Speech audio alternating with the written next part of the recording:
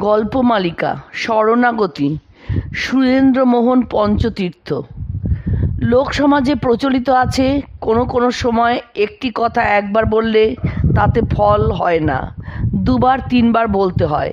বিবাদকালে, বিস্ময়ের সময়, আনন্দের সময়, পরিতাপ করবার সময়, দীনতা জানাতে কিংবা নিশ্চয়াত্মক বিশ্বাসে দ্বিরুক্তি বা তিরুক্তি পর্যন্ত দূষণীয় নয়। গীতায় যদি ভগবান শ্রীকৃষ্ণ একই প্রকারের একটি শ্লোক তিন জায়গায় প্রায় একই রকমে বলেন, তবে তাতে আমরা কি মনে করব? ভগবান কি মানুষের মতো? সত্য সত্য, তিন সত্য দিয়ে অর্জুনকে উপদেশ দেবেন। উত্তরে বলা যায়, যাকে উপদেশ দিচ্ছেন তিনি তো মানুষ, আর যিনি উপদেশ দিচ্ছেন তিনিও অতি মানুষ। নরলীলা করতে এসে নররূপেই সব কাজ করছেন, সব কথা বলছেন।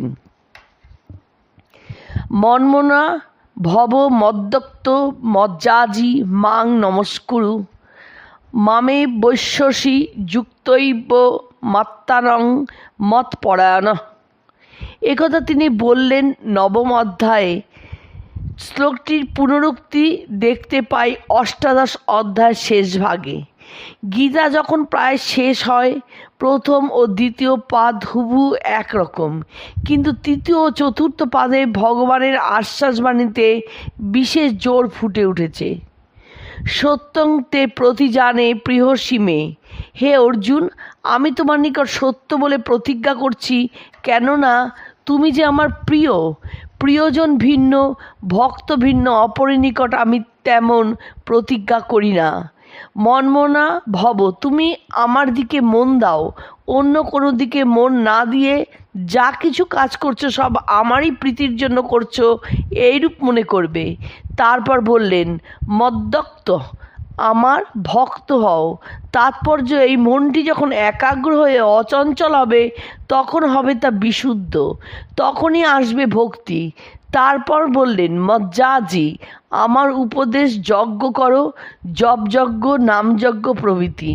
শেষে বললেন, মাং নমস্কুরু, আমাকে নমস্কার করো, প্রণতি জানাও, নিজের ক্ষুদ্র অহংকার ঈশ্বরে সমর্পণ করো, তখন অগতির গতি শ্রীপতি যে আমি, আমাকে পাবে। একাদশ অধ্যায়ে এই শ্লোকটি ভাষা একটু বদলিয়ে বলছেন, মৎ কর্মকৃত মৎ পরম মদ্যক্ত সঙ্গবর্জিত নির্বৈর সর্বভূতেষু যশ মামেতি পাণ্ডব।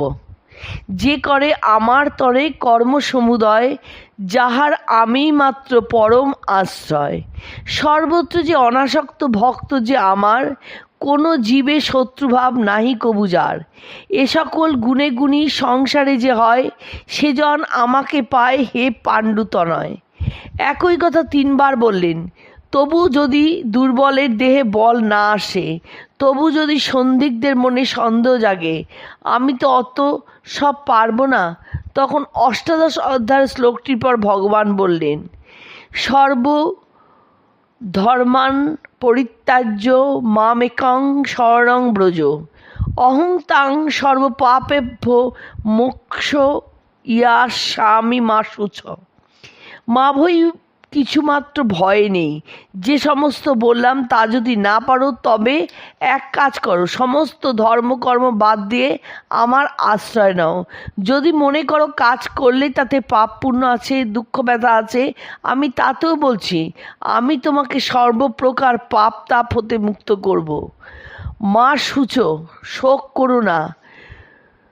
সর্বধর্মান কথার অর্থ অনেকে অনেক রকম করেছেন, আমরা কিন্তু প্রকরণ ধরে ব্যাখ্যা করব। পূর্বের শ্লোকে যে সমস্ত বিশেষ ধর্ম বলেছি, সেই সকল ধর্ম ত্যাগ করে আমার শরণাগত হও। আমার প্রতি যদি মন রাখতে না পারো, আমাতে যদি ভক্তি না জন্মে, হরিনাম কীর্তনে যদি মতি না হয়, দিবারাত্র 24 ঘন্টার ভিতরে একবারও যদি আমার প্রতি মাথা নত না হয়, তবে মা মেকং শরণং ব্রজ, আমার শরণ নাও, আমার আশ্রয় নাও, তবে আমার চরণে স্থান পাবে। শরণাগতি সম্বন্ধে একটি গল্প আছে। এক গর্ভবতী হরিণী বনের মধ্যে বিচরণ করে বেড়াচ্ছে। মনের সুখে দুর্বাদল ভক্ষণ করে করে চলছে, স্বাধীন স্বচ্ছন্দ গতি, মনে কোনো আশঙ্কা নাই, আতঙ্ক নেই, কারুর সঙ্গে ঝগড়া নাই, কাজেই তার কোনো শত্রুও নেই। হঠাৎ কিন্তু শত্রু দেখা দিল। সামনে এক বিকট মূর্তি ব্যাধ ধনুর্বাণ নিয়ে উপস্থিত। হরিণ শিকারের জন্য চুপি চুপি বনের ভিতর ঢুকেছে, যেন সাক্ষাৎ কৃতান্ত। হরিণীর প্রাণ ত্রাহি ত্রাহি, সে তখন বাদিকে দৌড়াবে ভাবছে, কিন্তু সেদিকে একটি বিষম ফাঁদ জাল পেতে রেখেছে ব্যাধ। যেমনি ওদিকে যাবে তেমনি জালে পড়বে পা, আর নিজে হবে বদ্ধ। কাজে হরিণী পেছনের দিকে পালাবে মনে করলো। সেদিকে শুকনো পাতার আগুন জ্বলছে দাবানল, সেদিকে গেলে আর নিস্তার নেই, অমনি অগ্নিদাহ হবে, আগুনে শরীর পুড়বে। হরিণী তখন ডান দিকে চায়, কিন্তু হায় হায়, ডান দিকে রয়েছে ব্যাধের শিকারী কুকুর। তখন সে যায় কোথায়? সম্মুখে বামে পশ্চাতে দক্ষিণে সব দিকে শত্রু, সব দিকে মৃত্যু। এবার হরিণীর উপরের দিকে তাকালো, কিন্তু সেদিকে যাওয়ার জো নাই। তবু মনে মনে ভাবে, সেদিকে শত্রু নেই, উপরের দিকে যিনি আছেন তিনি তাকে রক্ষা করবেন। কাজে হরিণী মনে প্রাণে ডাকে ভগবানকে, প্রভু রক্ষা করো, রক্ষা করো, আমার প্রাণ বাঁচাও। আমি মরি তাতে দুঃখ নেই প্রভু, কিন্তু আমার দেহের ভেতরে আছে এক শিশু, আমি মারা গেলে সেও মারা যাবে। সে তো জগতের কারুর অপকার করেনি, কোনো পাপ করেনি, অতএব আমাকে বাঁচালে সে বাঁচবে। রক্ষা করো প্রভু।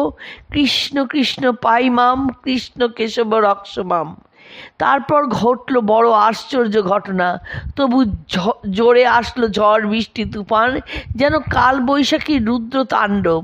হরিণীর পেছনের আগুন গেল নিভে, বৃষ্টি জলে পড়ল একটি বজ্র, তাতে মারা গেল সেই কুকুর।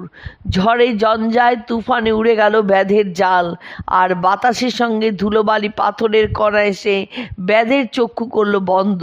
সে হলো তখন অন্ধ, হরিণীকে দেখতে পায় না।